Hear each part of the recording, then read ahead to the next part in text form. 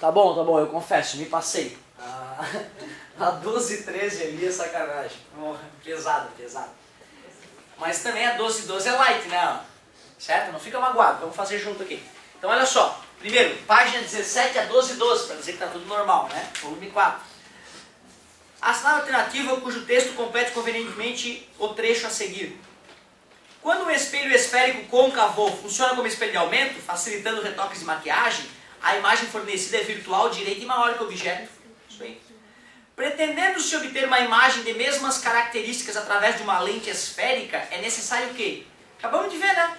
Para ser lente de aumento tem que ser uma lente convergente e o objeto tem que estar entre o foco e o centro óptico. Tá ali, lente de aumento, bem aquela que a gente fez mais de uma vez ali. Letra A, a lente deve ser convergente e o objeto localizado entre o foco e o centro óptico. É isso. A gente acabado de ver, era, né, natural, esperado que a galera enxergasse isso, conseguisse ver isso aí sem problema. Só por curiosidade, vamos ver as outras. A lente seja divergente, virtual menor à direita. A lente seja convergente, e o objeto colocado entre o foco e o centro de curvatura.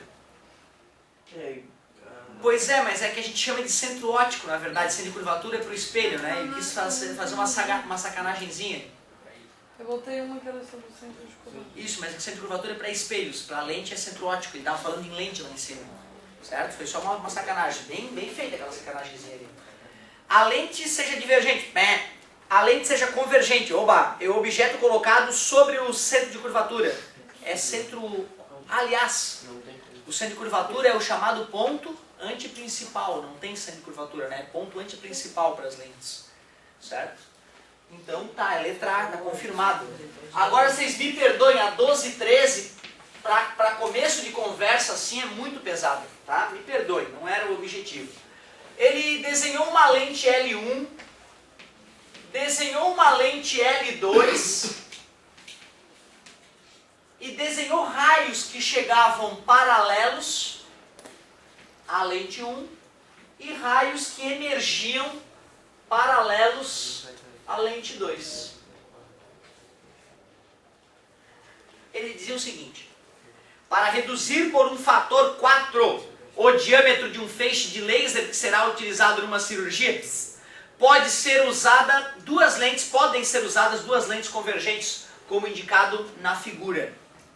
Qual deve ser a distância focal em centímetros da lente L1 se a lente L2 tiver uma distância focal de 5 centímetros? Considere o feixe incidente e o feixe transmitido tem forma cilíndrica. Legal. Eu botei aqui assim, ó, a gente não pode confundir, né? Às vezes uma malandragemzinha, uma pitadinha de sorte com realmente resolver a questão conscientemente, né? Porque assim, tu tem que te preparar para o pior. E no vestibular da UFSC tem um monte, tem 3 questõezinhas fáceis, tem aquelas 4, 5 médias e tem as difíceis. Aquelas difíceis, né, é que a gente tem que se preocupar um pouco mais. Galera, o raio que chega paralelo e o raio que saiu paralelo é porque chegou passando. Então, sem dúvida, esses raios de luz que atravessam as lentes, eles certamente vão passar pelo foco, tanto da lente 1 quanto da lente 2. Porque o raio que chega paralelo sai pelo foco e o raio que emergiu paralelo passou pelo foco. Ou seja, esse ponto por onde o raio passa tem que ser, para poder fechar isso aqui, tem que ser foco de L1 e foco de L2. E isso não é, isso embora seja simples, isso deriva do fato dos raios característicos estudados.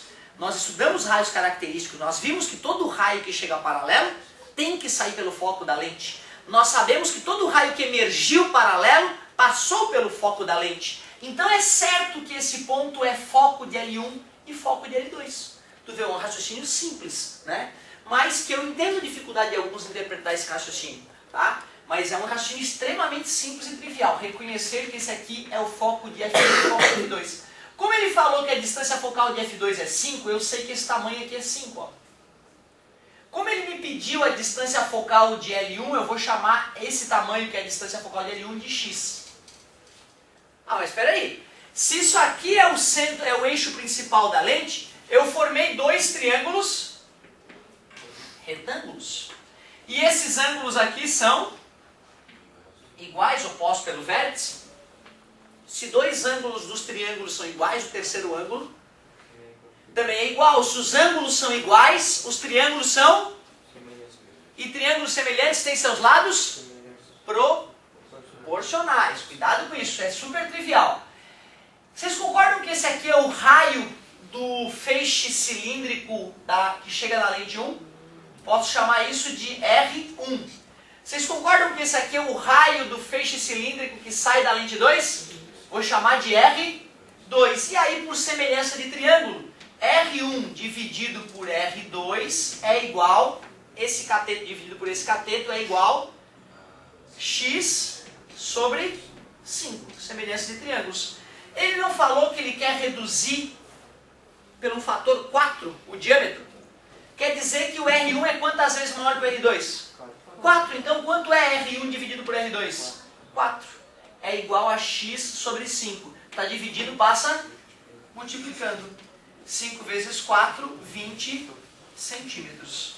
Certo? Então a distância focal da lente é 20 centímetros. Agora, chegou no vestibular de ABCDE, não sabe fazer? Ali arrisca o que tiver, pega os númerozinhos, multiplica, divide, vê se tem alguma coisa no gabarito e marca, óbvio. Certo? Claro. Concordo plenamente contigo, né? Só é importante não acertar uma questão dessa fazendo esse exercício e achar que fez algo muito brilhante. Isso que eu não pode. Né? Numa emergência, essa alternativa é brilhante, numa emergência. Tá? Agora, o certo é a gente entender a solução ali técnica. Show de bola, galerinha. Isso aí, vamos que vamos. Então, uma questão bem mais apimentada do que eu esperava para essa aula.